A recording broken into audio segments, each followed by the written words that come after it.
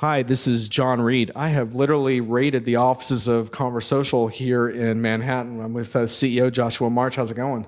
Hey, John. Good to have you here. Yeah, I've been looking forward to meeting you at some point. We've interacted years ago we have a shared passion for social customer service, I'd say, but you made a business out of it, so you took Yeah. it a lot further than me.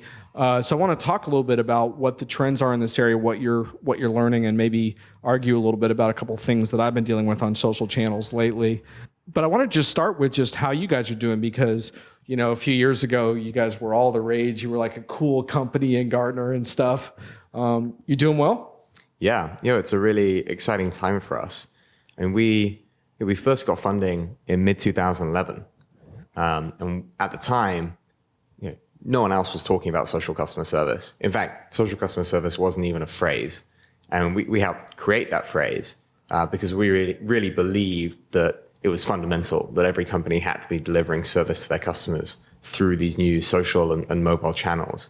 And we really spent, a couple of years beating the drum about it. Yeah. And, like you said, there was this kind of a couple of years or a little while in the wilderness when no one really knew what we were on about and everyone just cared about social marketing. Right. And then there's kind of a splurge of activity of being the kind of cool thing that people are excited about. You guys were the fashion for a while. Exactly. Yeah, but what's great now is that now it's all about real business. This has become something that's really, really serious. Yeah. We have customers, Fortune 500 customers who literally have hundreds of agents just doing social customer service. Right. And if you look at the market today, there's been this big swing away from the kind of all-in-one social media management suites trying to do everything possible social to companies realizing that social needs to be a really deeply integrated part of how they do customer service. Well, I'm glad you brought that up because that was when I was thinking about you guys. I was like, I wonder if that's going to be a threat to Conversocial because after you guys sort of faded a little bit as the fashionable company, like it all goes in cycles, right? Then it was all about the suite, right? And the suites are going to solve all our marketing suites will solve everything, And I was wondering, is that going to be an advantage for you guys? Like, can you compete against that, or are they swallowing you up? Mm-hmm. Yeah, last year I'd say was definitely the year of the suites. Right. They were kind of all the rage, and CMOs were being sold on this vision that they could buy one tool that would do everything social and everything they need. Yeah. And I think now the reality has kind of come home and come back to bite them a little bit, because the truth is, the needs of a marketing department are very different to the needs of a large enterprise contact center. Right. And trying to build one vanilla social tool that does everything just hasn't worked. Yeah. And what we've seen is a lot of companies have realized that and have been gone through some painful experiences trying to handle large scale service through these tools that just aren't built for customer service. The analysts are now pretty strongly coming out in favor of best of breed solutions. You see Forrester releasing a number of reports, saying that the all-in-one social suites just haven't lived up to the hype. Yeah. And they're now recommending to all clients that they buy point solutions and best of breed in the different areas instead. Nice. It's a nice message for you guys. It's a great message for us. And so we're really seeing a pretty big kind of tidal shift in the market towards our vision, really. And it's the same vision that we've been pushing and talking about for a number of years. So it's great to see everyone else getting on board. Right. And from the service perspective, I think I'm kind of have this love-hate thing going with social customer service because I love the idea of it. And I can remember a few times where it really worked out well for me, but then so many times I feel like I've had bad social customer service experiences. I mean, it's funny because before this podcast, I was just going through a list of companies I'd harassed socially. And I was thinking about from our first debates and conversations you and I would have on email about this. And the one thing I've noticed that I could be wrong about this, but I'm under the impression now that companies, they don't always solve my problem. In fact, sometimes I think they're downright shitty at it. But I feel like they have a better idea of who I am. Like when I first started to complain on Twitter years ago, it just seemed like it was always like, who is this nut job or whatever.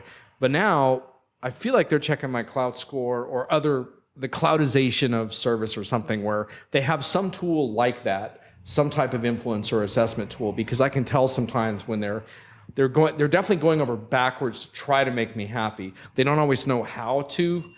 Are you seeing that? Are companies getting smarter about how to prioritize, like, who to respond to and what's important? And Yeah, I think it's probably a factor of a few things. Yes, definitely companies are paying attention to that kind of thing. If someone has a really high clout score or a high follower score, they're making sure that maybe a more experienced agent is looking at it or it's getting prioritized. Yeah. But I also think that it's a factor of just companies paying more attention to this in general. Okay. And more and more companies having real service agents, prioritizing service issues in general, ensuring they're really trying to reach out and help people regardless of clout score. So I think it's probably both of those things coming together. I feel like I have too many service experiences, and this isn't just on social channels, but for our conversation where people are super, super nice to me and super polite and responsive, but they don't actually finish the conversation. I had one, I guess you could say, good experience with Hootsuite. It wasn't so good, but they pretty quickly figured out what I needed, and they told me that it wasn't available. So I was annoyed, but they were clear, and that was good because at least I got a resolution. I had some other experiences with Intuit where I just felt like the people that were interacting with me were not competent experts able to solve my problems. They didn't even understand the version of the software I was using. And I just felt like, I don't need you to be nice to me. I mean, sure, that's nice to be polite, but I'm really looking for competency. I would take someone grouchy who could solve my problem. I mean, where are we with this stuff? Like, is it possible to resolve these things? And yeah, I'd say if you look at the market today, it's hard to have exact numbers, but I'd probably split it into three. A third of companies still just aren't doing anything. Or they still view social purely as a marketing tool, right, and they're publishing stuff out. They're not even really responding. A third of the market are doing what you just described. They have people on there who are maybe the marketing team or interns, right, who are responding to customers, but they're not able to actually resolve your issue. And then there's a third of the market that have realized that this is a legitimate, important service channel and have real customer service agents in the contact center plugged into their CRM systems and their EPOS systems who are able to not just respond, but to fully actually resolve real issues. Right.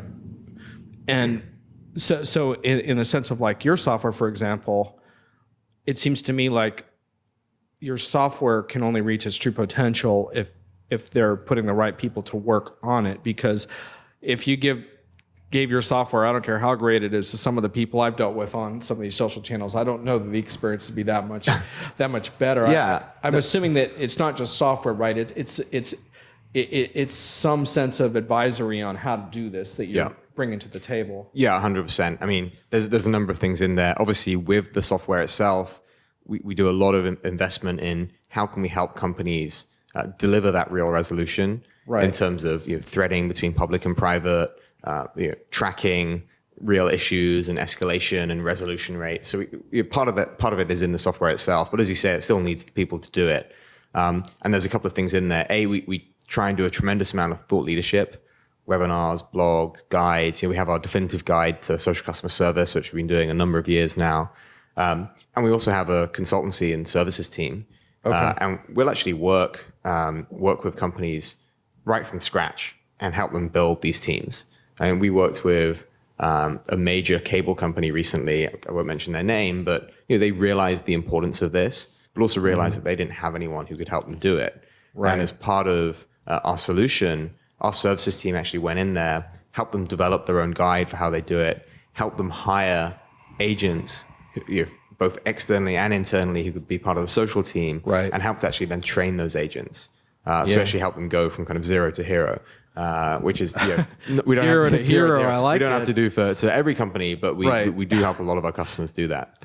I like that. I think we might need to brand that into a training program. That's beautiful.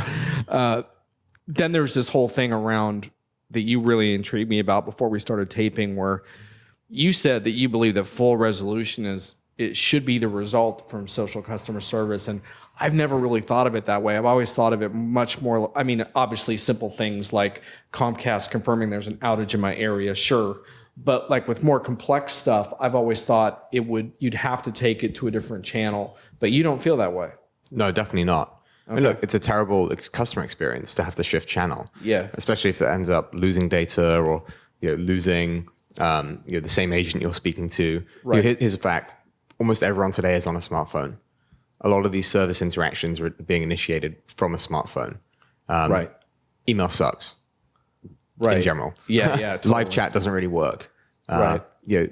Social is extremely efficient, extremely easy for the consumer and the agent. A lot of people don't want to have to shift to a phone call and sit on hold or sit on phone for a long time. Yeah. If you've got someone on social, even if you need to move to private message, you can do that really easily. There's now no character limits on Twitter DMs. You made that point. I think that's a really important point, huge, actually. right? Yeah. It basically means anything you can do over text, you can do over Twitter. There's no limits.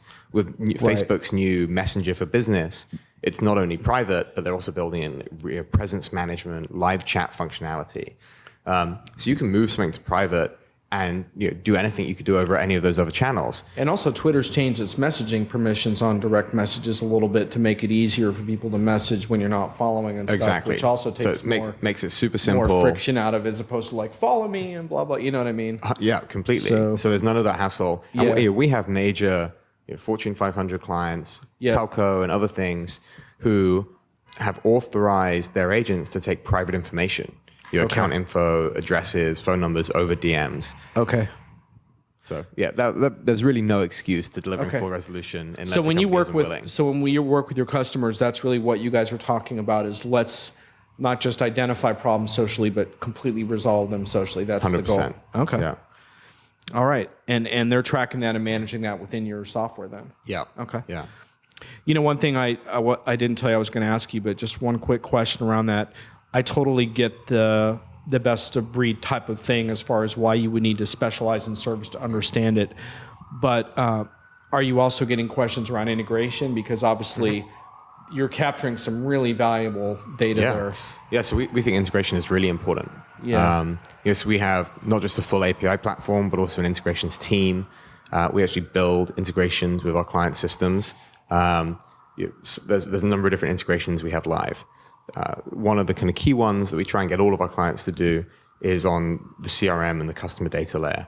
We're building up in Conversocial pretty impressive profiles of customer information, both what we pull from the social platforms, also what agents are entering manually.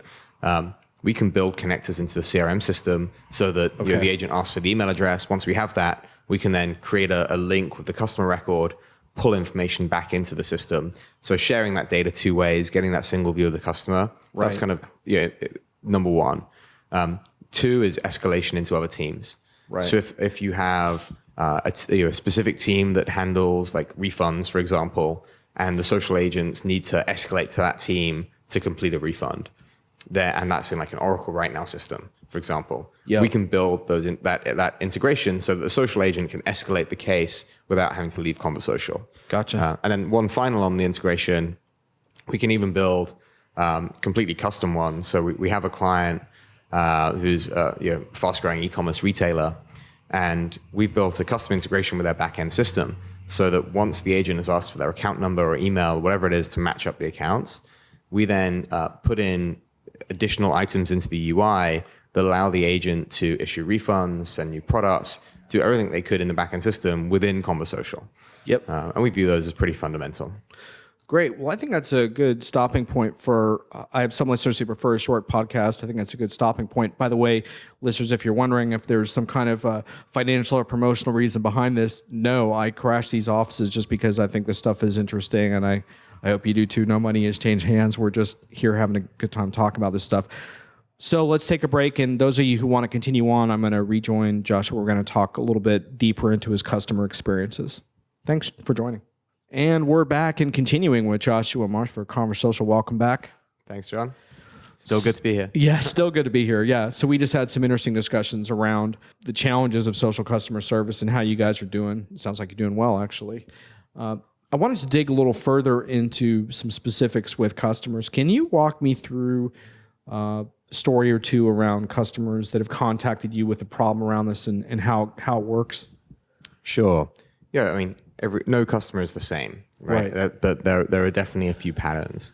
One of the customers we signed up this year, without mentioning their name, a major hotel brand, and they came with a pretty reasonably typical scenario, which is that their marketing team had bought a social media management system that was trying to do the kind of all-in-one thing. I think I might know the name of that management system, but anyway, I'm not going to mention. we're not going to trash anyone. Yeah, and the fact it was great on the publishing side, great on the kind of marketing analytics side, but and probably worked okay when they had like 5 agents just trying to kind of doing their best. Right. But by the time they got to 30, 40, 50 agents, it was really creaking. They didn't have any kind of metrics around like response times or SLAs or efficiency. They were really struggling to manage the team. They were having to do a completely manual triage. So there was no kind of automated distribution or routing. They actually had agents whose job it was to see content as it came in and then manually assign it out to different agents based on availability. So they had this whole manual like 7-step process before an agent can actually look at it and respond. And so wasting a massive amount of time before they could get back to customers, and actually wasting like a number of full-time resources who were doing nothing but this kind of manual triage. Right. And so we started working with them. They moved away from the kind of all-in-one SMS. They put us in place for service. They actually put another company, Percolate, in place on the publishing and the marketing side, and saw a pretty immediate step change. I mean, from straight away, we were able to bring in completely automated routing and distribution. So agents come in the morning, they press play, and content just starts coming to them uniquely into their queue based on their skill sets and availability. There's no kind of manual triage needed. So they were able to actually save a number of full-time resources immediately, which they could then redeploy into standard agents and decrease their response times. Immediate ROI then in terms of redeployment of service resources. Okay. which is probably the biggest thing. And massive efficiency gains. Which also comes out in things like response times, because suddenly something is just going straight to get a response rather than going through a manual triage process. The supervisor now has real-time dashboards where they can track their SLAs and get notified if they're going beyond them. And they're also starting to build up a real treasure trove of information where they're matching their loyalty numbers with social IDs, which is down the road going to be really powerful in terms of integrations. I would like to think that maybe I'm being idealistic here, that a company like that would also get better at service, because the way you described it prior to working with your solution, it sounded to me more like a chickens with their heads cut off kind of thing, or maybe whack-a-mole, right? You just hit the next one and move on. I would like to think that taking a more comprehensive approach like that would actually help people to get better at their jobs. Is that naive, or No, I think that's definitely true, because it allows you to better track what you're really doing. Right. And so like a key thing that we encourage and we help our customers do is really look for how they can improve their own operational processes. And we help with that because they can actually see in the platform, these types of real issues took agents this long to resolve. The handling time for this issue is this versus X, and then they can see like, why is it taking an agent like twice as long to solve this issues? And they can actually dig into the back end processes and really get into that and make real changes in the business, which I think is fundamental. Yeah, I think you had another customer you're going to tell me about too, right? So I wanted to do a kind of special mention of Sprint. Who've been working with for a little while now. Sprint have really, I think they probably have one of the leading social customer care teams and processes globally. I haven't seen anyone with the same scale and efficiency that they have. I mean, they literally have hundreds of agents dedicated just to delivering care through social media. They're fully committed to real resolution, as we spoke about earlier. They will really solve any issue you have when you tweet at them. They'll respond very, very quickly. And they're really great at what they do. They don't do big fanfare around it. They're not trying to be like a kind of snazzy, crazy brand of social, but they recognize that it's a super important service channel, and they're fully committed to delivering the same kind of customer experience that you'd get through social as you would if you phoned them and spoke to an agent. Interesting. Yeah, I'm not a Sprint customer, so I can't vouch for that, but Maybe some of you Sprint listeners out there can say what you think about that.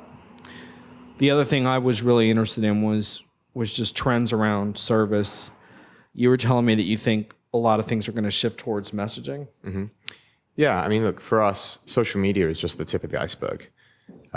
We really see this kind of big trend in just how people communicate, moving away from desktop and into smartphones. And so you see digital communication moving away from channels like email and live chat into your social media, mobile messaging, potentially SMS as part of that. We also see the general trend as you look down the generations of people wanting to move away from voice and more into text, which is more efficient for people, especially like in the moment and you're on the go. And for us, we really see ourselves as kind of building the complete enterprise customer service platform for this new generation of communication channels, which are very rapid moving.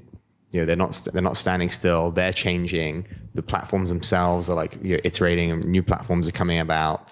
A lot of them kind of combine public and private messages in different ways, or one-to-one and one-to-many. And in the end, they're platforms that are controlled by the customer, not the company.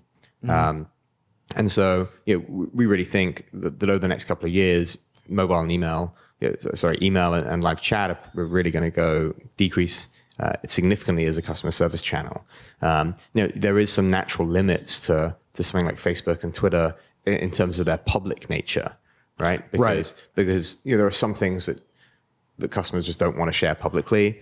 And there's always going to be a slight hesitancy on a company's behalf to really promote you to like share your complaints publicly. But Twitter are investing heavily in the kind of DM platform. Facebook are investing super heavily in Messenger, which if you've seen all the Messenger for Business announcements, has all the kind of real-time live chat functionality that you see from the traditional live chat vendors. But it's built for mobile. It's multi-platform, so it can go seamlessly from desktop to mobile. It's not a clunky instant message. It's not clunky. Like it's there where your client, people are already in it. It has persistent identity. So as soon as someone messages you via Messenger, the brand always knows who you are. There's no like repeating of information, and that kind of thing is actually super important for mobile, right? Because people can't have the hassle of like repeating or writing long strings. And so having that persistent identity and being able to match that into your CRM system is really key. And so, messengers and messaging platforms in general are still early as service channels, but I think they're one of the most exciting additions to the kind of social media landscape happening at the moment. And we think over the next couple of years are going to be huge service channels. Well, I certainly hope you proliferate it. Next time I have a really good social customer experience, which isn't that often, I'll make a point of asking them, hey, are you a Conversocial customer? Because it seems like you actually know what the hell you're doing.